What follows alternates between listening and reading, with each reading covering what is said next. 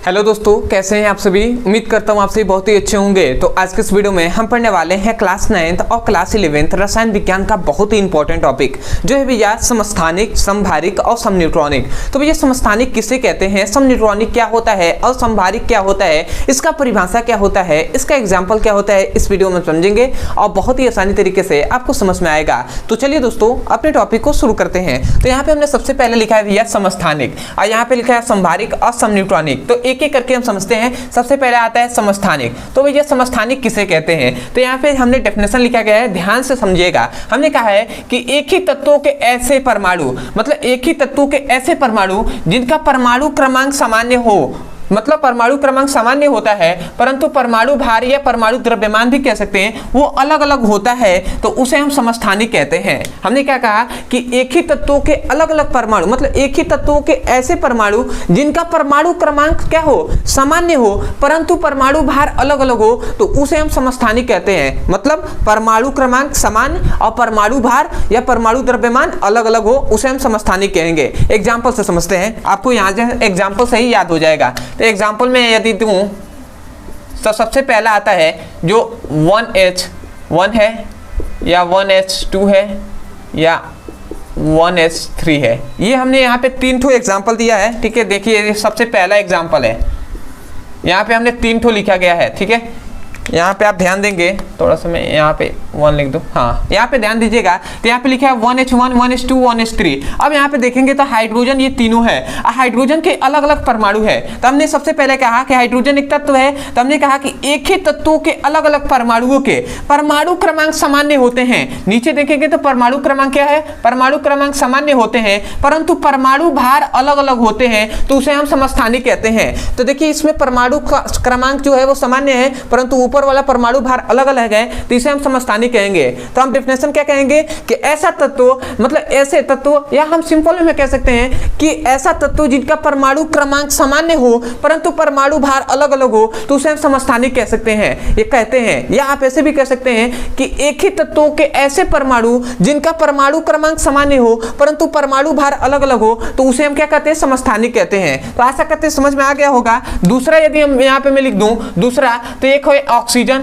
जो है 8, 16, ठीक है। फिर से ऑक्सीजन लिख दे रहा हूं 8, 17, एक है ऑक्सीजन 8, 18, ठीक है। तो इसको आपको याद रखना है। ये वाला जो हमने यहाँ पे लिखा है ये क्या है, समस्थानिकों के ही प्रकार है। इसमें भी आप देखेंगे तो नीचे वाला क्या है, परमाणु क्रमांक सामान्य है परंतु परमाणु भार अलग अलग है, तो ये भी क्या कहलाएगा, समस्थानिक ही कहलाएगा, ठीक है। अब आता है भैया समन्यूट्रॉनिक। जस्ट इसके अपोजिट है ये समन्यूट्रॉनिक। इसमें क्या बताया जाता है कि ऐसा तत्व जिनका परमाणु भार, मतलब परमाणु भार सामान्य हो, ऐसा तत्व जिनका परमाणु भार सामान्य हो परंतु परमाणु क्रमांक अलग अलग हो, तो उसे हम समभारिक कहते हैं, उसे हम समभारिक कहते हैं। मतलब हमने क्या कहा कि ऐसा तत्व, यहां पे एग्जांपल से समझते हैं।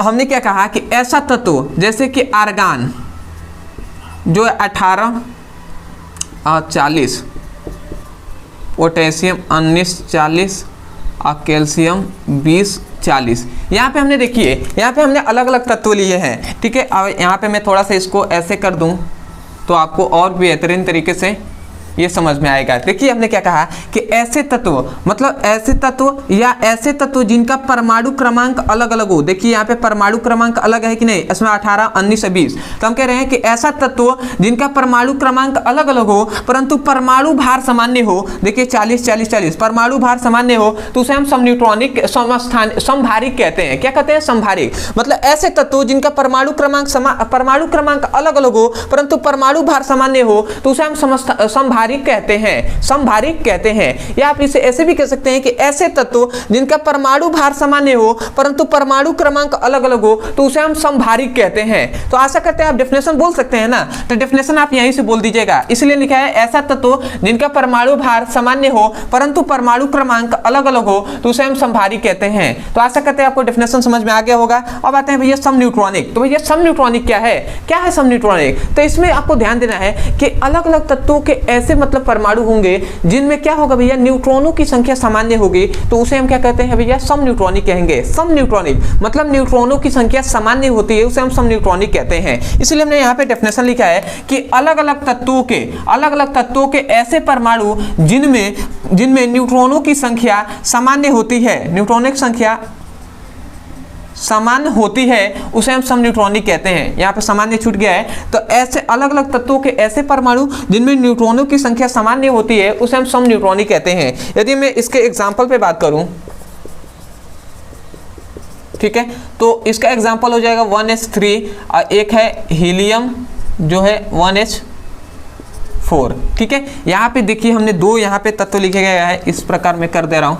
यहाँ पे हमने दो अलग अलग तत्व लिखा है, एक है हाइड्रोजन, एक है हीलियम। तो यहाँ पे देखिएगा इसका परमाणु क्रमांक क्या है, 1 है, इसका 2 है, और परमाणु भार इसका 3 है, और यहाँ पे क्या है, 4 है। अब ध्यान दीजिएगा, इसमें हम कह रहे हैं न्यूट्रॉनों की संख्या सामान्य होती है, तो हम जानते हैं न्यूट्रॉनों की संख्या निकालने का फॉर्मूला होता है कि परमाणु भार में से परमाणु क्रमांक को घटा देंगे, मतलब ऊपर वाले से नीचे वाले को घटाएंगे, तो 3 - 1 करेंगे तो 2 आया ना, तो 2 आ गया, तो मतलब इसमें हाइड्रोजन में न्यूट्रॉनों की संख्या कितनी होगी, 2 होगी।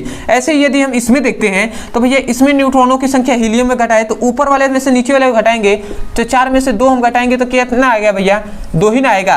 तो देखिए दोनों में न्यूट्रॉनों की संख्या समान है कि नहीं, इसमें भी 2, इसमें भी 2, मतलब इसमें भी 2, इसमें भी 2, तो इसमें मतलब क्या हुआ कि मतलब अलग अलग तत्वों के ऐसे परमाणु जिनमें न्यूट्रॉनों की संख्या सामान्य होती है, उसे हम क्या कहते हैं, सम न्यूट्रॉनिक कहते हैं। तो आशा करते हैं दोस्तों आपको डेफिनेशन और एग्जाम्पल से बहुत ही अच्छे तरीके से समझ में आ गया होगा। तो मैं यही कहूँगा, यदि समझ में आया है, यदि आपको इस वीडियो से सीखने को मिला हो, तो सबसे पहले तो चैनल को सब्सक्राइब कर दीजिएगा, वीडियो को लाइक कर दीजिएगा, हो सके तो हमें कमेंट सेक्शन में जरूर बताइएगा कि आपको वीडियो कैसा लगा। अदरवाइज यदि आपको कोई भी टॉपिक समझ में नहीं आता है किसी भी क्लास का, फिजिक्स और केमिस्ट्री में, तो केवल आपको उस टॉपिक का नाम लिखना है यूट्यूब पर, अंत में हमारे चैनल का नाम लिख देना है ब्रदर सर, आपको वीडियो मिल जाएगा, वहां से जाकर अच्छे से पढ़ाई कर सकते हैं। अदरवाइज ऐसे बहुत से स्टूडेंट हैं जो चाहते हैं कि syllabus wise, chapter wise sequence में हमें एक वीडियो मिले और मैं अपने सिलेबस को कंप्लीटली देख सकूँ, तो आपके लिए यहाँ पे नंबर दिया जा रहा होगा, इस नंबर पे आप व्हाट्सएप करके फिजिक्स और केमिस्ट्री का यहाँ से लिंक प्राप्त कर सकते हैं, किसी भी क्लास का, क्लास 9 से लेकर क्लास 12 तक के किसी भी क्लास का। तो चलिए दोस्तों आज के लिए इतने ही, मिलते हैं अगली वीडियो में, तब तक के लिए धन्यवाद। जय हिंद, जय भारत।